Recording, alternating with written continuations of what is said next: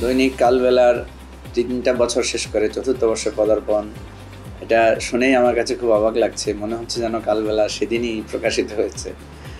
But সেদিন প্রকাশিত হলেও এত অল্প সময়ে যে বাংলাদেশে এত প্রভাব তৈরি করেছে কালবেলা, সেটা নিঃসন্দেহে অত্যন্ত আনন্দের, সেটা অত্যন্ত কৃতিত্বের, এবং এটার জন্য আমরা কালবেলার পরিবারকে, এর মালিক, সম্পাদক মণ্ডলী, পাঠক, এর কর্মী যারা আছে সবাইকে অভিনন্দন জানাচ্ছি, শুভেচ্ছা জানাচ্ছি। আমাদের দেশের রাজনৈতিক আবহাওয়া যেহেতু খারাপ এবং রাজনৈতিক প্রভাবের কারণে বিতর্কিত ভূমিকা, এখান থেকে আমরা কেউই কম বেশি মুক্ত না।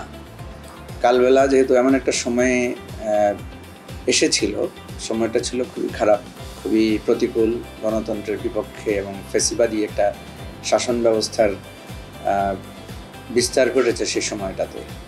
কিন্তু সেই সময় আমরা দেখেছি কালবেলা অনেকগুলো এক্সক্লুসিভ রিপোর্ট করেছে, অনেকগুলো অনুসন্ধানী রিপোর্ট করেছে এবং নিরপেক্ষতা রক্ষার জন্য যথেষ্ট চেষ্টা করেছে। হয়তো পর্দার অন্তরালে অনেক চাপও তাদের কাছে এসেছে, হয়তো আমরা জানি না। তো সব মিলিয়ে আমি যেটা মনে করি যে আমরা যদি এই দেশটাকে সবাই মিলে চলতে চাই, গড়তে চাই, তাহলে আমাদের সবাইকে একটা নিরপেক্ষ, গণতান্ত্রিক, একটা স্বাধীন পরিবেশ খুব দরকার। কালবেলার এই ৩য় বর্ষ এবং ৪র্থ বর্ষে পদার্পণ উপলক্ষে আমি এই আহ্বানটাই করব দেশবাসীকে যে গণমাধ্যমের স্বাধীনতার জন্য আসুন আমরা সবাই চেষ্টা করি।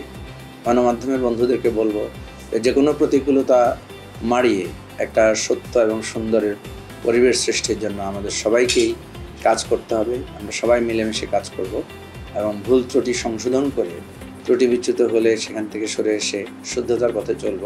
সেটাই হোক আমাদের আগামী পথ চলা। আবারও সবাইকে অনেক শুভেচ্ছা এবং অভিনন্দন।